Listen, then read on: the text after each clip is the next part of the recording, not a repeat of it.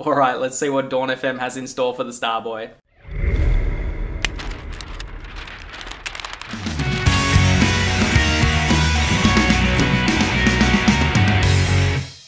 So the Dawn FM Experience is the weekend's latest piece to the Dawn FM puzzle. It's been released on Amazon Prime and it's a musical experience. It's not a movie, but it's also not quite a live show. It's probably more live show than anything else. There is little cinematic hints throughout this thing, and there's definite references to other films like Dark City, Matrix, Alien, that sort of 80s sci-fi vibe. Lots of that sort of stuff packed into here. It is essentially The Weeknd getting to do a live run of his Dawn FM album without actually going on tour. Obviously with the pandemic and such, he hasn't been able to do his world tour. He didn't get to do it for After Hours, and now with releasing an album during the pandemic, he still hasn't gotten to tour for Dawn FM. So fingers crossed, the day that he does get to go on tour, we get both albums. Like, it's going to be a huge tour. We're going to see fucking 40 songs from him in one night. I mean, that's what I'm hoping for.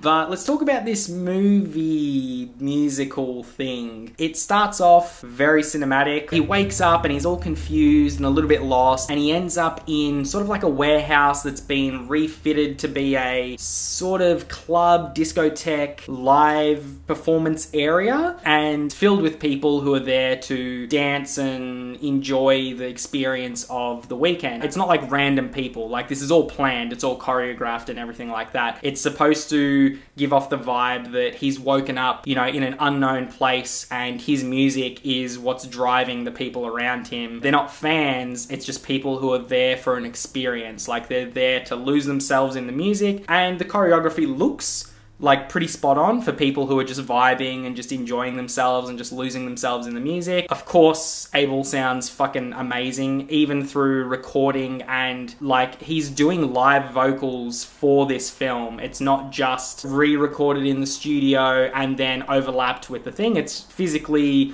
you can hear him singing. Yes, there is backing tracks, of course, like every artist has backing tracks, but you can actually hear him, and you can hear him ad-libbing and changing up the songs and new pitches and new things like this. I was a little bit disappointed that there wasn't more cinematic stuff going on. Like a lot of his music videos, you'll find all have a story and all have like some sort of beginning, middle, and end. This one didn't really have that. It just kind of had him like wake up, play his show, and then kind of leave. It was almost like it was a dream for him, you know? The place appears out of the smoke, and then when he leaves, it disappears into the smoke. I wanted more of a movie vibe, like think of Metallica's Through the Never movie, which wasn't great, like it wasn't fantastic, but it was a movie that was built into a live performance. And again, that was like 40 minutes or 50 minutes or something. This was like 35 minutes, and it was mostly just him in a circular room with different dancers and sort of different props and things like that appearing and disappearing throughout his performance.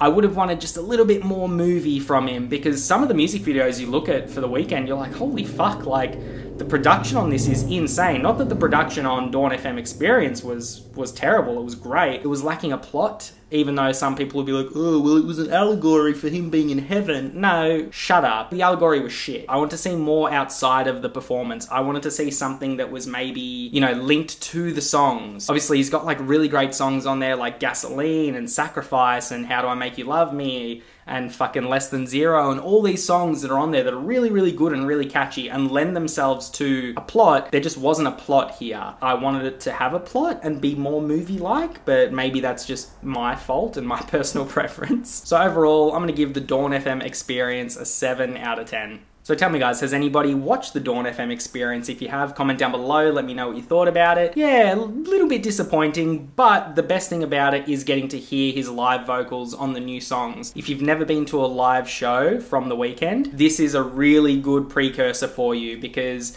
it's the best quality live performance you can find outside of actually going to one of his shows. Like, the stuff that's on YouTube is fine, but this is like really, really refined and sounds almost identical to how he sounds sounds when he's live. So definitely check it out if you're a fan of The Weeknd. If you just like sort of different cerebral sort of experiences, this will give you that. But if you are looking for more of a film, narrative, musical type thing, this is not that. This is, think of those like metalcore bands who did like paid live shows during the pandemic in like a little warehouse or something. This is like that if those bands had hundreds of millions of dollars to throw at a production. That's the closest thing that I can say. This is like one of those lockdown live performances, but jacked up with steroids, and you can tell, like, this is probably the most enjoyable lockdown performance that exists, but it's not a movie, and I kind of wanted it to be like a movie, so slightly disappointed, but it was still very good. So if you can decipher that out of what I've said, that complete contradiction that I've just given you, you might enjoy this one and check it out. So that was the review, guys. Hope you really enjoyed it. As always, click through to another video. We'll keep having some fun. Don't forget to like, comment, and subscribe. I'll see you on the next one. Bye.